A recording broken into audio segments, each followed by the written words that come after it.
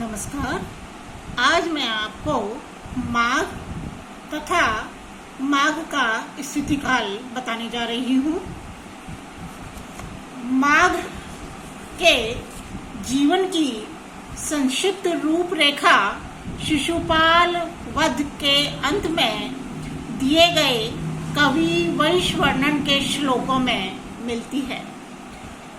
इनके अनुसार माघ के पितामह सुप्रभदेव राजा वर्मलात के सर्वाधिकारी थे। माघ के पिता का नाम दत्तक था। वे महावैयाकरण थे। इनके पूर्वज श्री भिन्नमाल के रहने वाले थे। यह स्थान संप्रति भीनमाल कहा जाता है, जो मूलतः गुजरात प्रांत में था, परंतु अब वह राजस्थान की सीमा में आ गया है। श्री भिन्नमाल का ही दूसरा नाम श्रीमाल ज्ञात होता है। इसके आधार पर वहां के निवासी ब्राह्मण श्रीमाली ब्राह्मण कहे जाते हैं, जो गुजरात और राजस्थान दोनों प्रांतों में फैले हुए हैं। इससे ज्ञात होता है कि माघ भी श्रीमाली ब्राह्मण थे। वंश परंपरा के आधार पर यह भी कहा जा सकता है कि वे एक सुप्रतिष्ठित, संपन्न और विद्वत परिवार के व्यक्ति थे।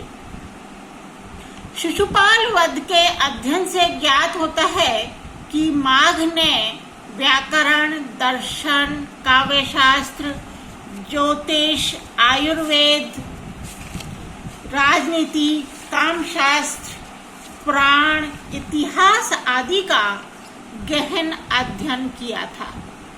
माघ की केवल एक ही कृति शिशुपाल वध प्राप्त होती है। यह एक ही कृति उन्हें अमर रखने के लिए पर्याप्त है। माघ के समय के विषय में जो तथ्य प्राप्त होते हैं, उनकी आलोचना से ज्ञात होता है कि माघ का समय 7वीं शताब्दी का अंतिम चरण है, अर्थात 675 ईस्वी के लगभग। माघ के पितामह सुप्रभदेव वर्मलात के प्रधानमंत्री थे। वर्मलात का एक शिलालेख डॉक्टर कीलहॉर्न को राजपूताना के वसंतगढ़ स्थान से मिला था। इसका समय 625 ईस्वी है।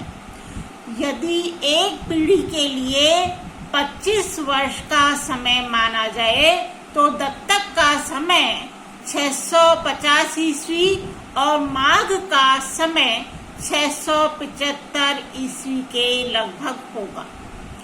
इस तथ्य के आधार पर अधिकांश विद्वान माघ का यही समय स्वीकार करते हैं।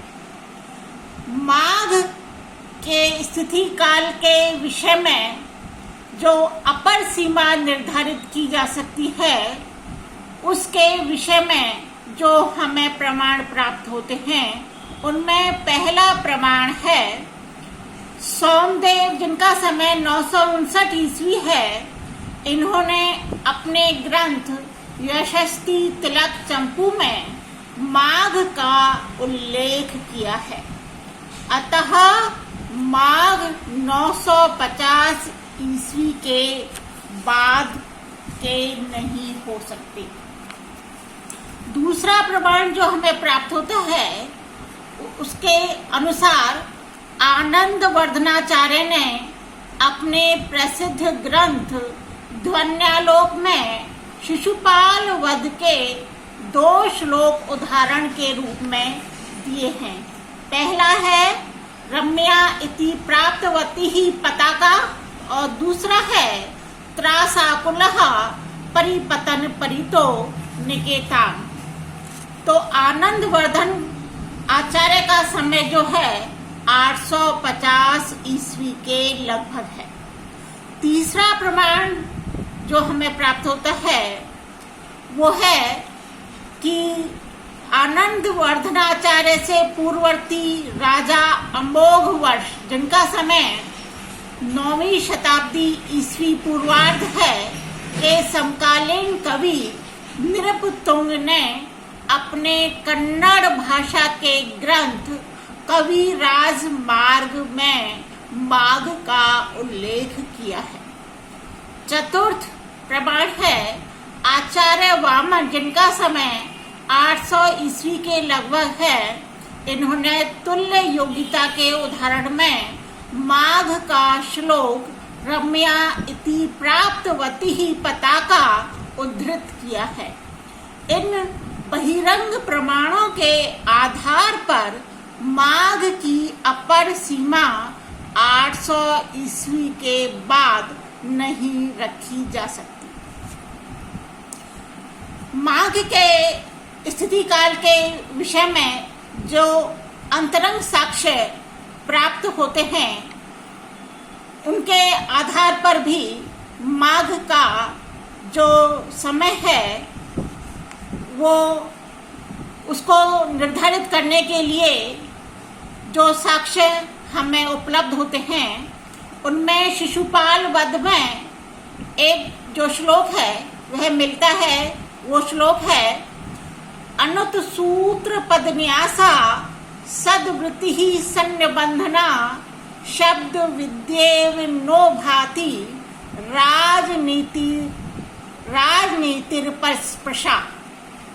शिशुपाल वध के द्वितीय सर्ग का 112वां श्लोक है ये। मल्लीनाथ ने इस श्लोक की राजनीति और व्याकरण परक व्याख्या की है। अतः माघ का समय 650 ईस्वी के बाद ही होना चाहिए। न्यास शब्द के ऊपर विद्वानों में पर्याप्त विवाद है। जिनेन्द्र बुद्धि, जिनका समय 700 ईस्वी के लगभग है, इन्होंने काशिकावृत्ति पर विवरण पंजिका नामक टीका लिखी है, जो न्यास नाम से प्रसिद्ध है। कुछ विद्वान इस न्यास ग्रंथ को लेकर माघ का समय 700 ईस्वी के बाद मानते हैं। मल्लीनाथ ने न्यास का अर्थ वृत्ति व्याख्यान ग्रंथ दिया है। न्यासो वृत्ति व्याख्यान ग्रंथ विशेषः, किंतु इससे स्पष्ट नहीं है कि वह काशिका की टीका है या अन्य ग्रंथ। जिनेन्द्र बुद्धि ने अपने ग्रंथ से पूर्व कतिपय न्यास ग्रंथों का उल्लेख किया है। बाण, जिनका समय 620 ईस्वी के लगभग है, इन्होंने भी हर्षचरित में श्लेष द्वारा एक न्यास ग्रंथ का उल्लेख किया है। कृत गुरुपद न्यासा लोक इव व्याकरणे अपि। इससे स्पष्ट है कि माघ से पूर्ववर्ती बाण के समय से पहले भी कोई प्रामाणिक न्यास ग्रंथ था। इसके आधार पर ही माघ ने न्यास का नाम लिया है। तो इस प्रकार माघ का समय 675 ईस्वी के लगभग मानना उचित